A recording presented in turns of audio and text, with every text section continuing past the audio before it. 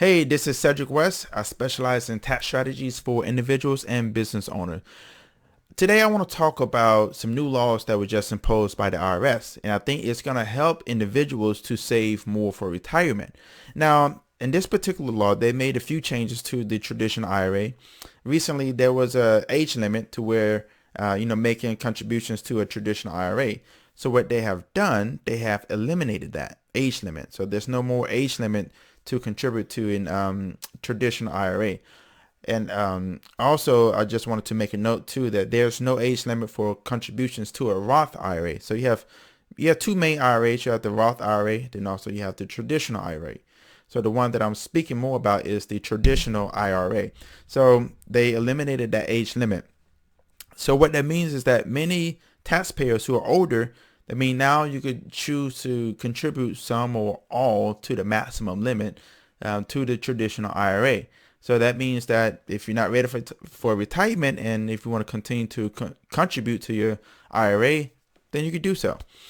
Another change that they made is the distributions to the traditional IRA. So if you do have a traditional IRA, and also 401ks or any other workplace retirement plans, then you may be able to wait until 72 before taking the what they call the required minimum distributions from your IRAs and plans. And so they did push that age limit back to at least 72. So if you're not ready at an earlier age, you could wait until you're older to take that required minimum distributions. Okay.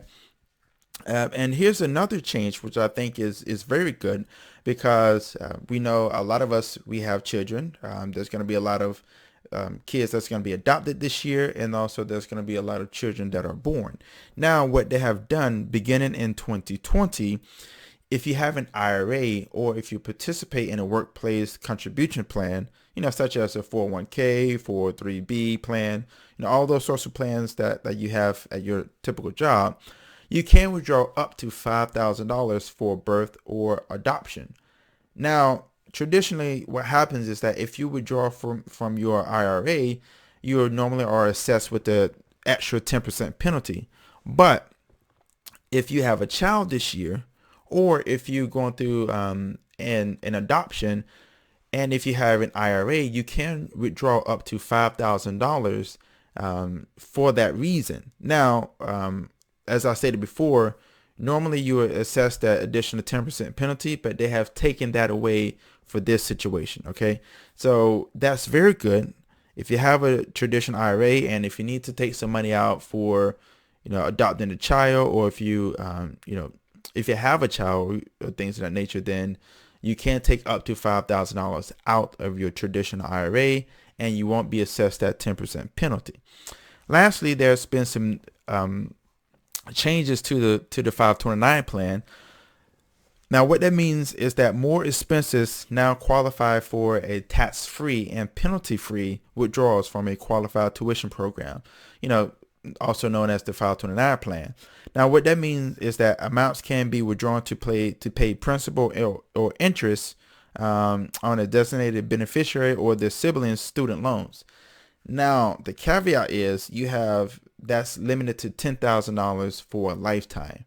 So if you have a student loan, as a beneficiary or the sibling, you could withdraw $10,000 for a lifetime under the 529 plan, and then you could use that money to pay your student loans. So they'll give you some more flexibilities and options and some more tax strategies as well.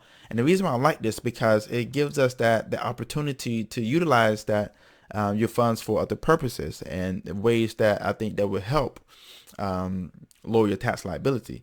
So that's all that I have when it comes to like some of the new laws that they just imposed when it comes to retirement. So I just want to do a recap. So they eliminated the age limit for contributing to an IRA. Also, for a birth or an adoption of a child, you can take up to $5,000 for that purposes without incurring that 10% penalty. And then lastly, they have expanded the expenses for tax-free and penalty-free tuition as well. And then in addition to that, you can take up to $10,000 for a lifetime under your 529 plan to pay a beneficiary or their siblings student loans. Okay. If you have any questions more about that, I would definitely love to get on the phone to speak with you or send me an email if you fall within that category. And if we want to know more information about how you could take advantage of these new changes, then definitely set up some time, set up a call. We could definitely walk through with you. And I'm looking forward to hearing from you. And you have a great day. Thank you.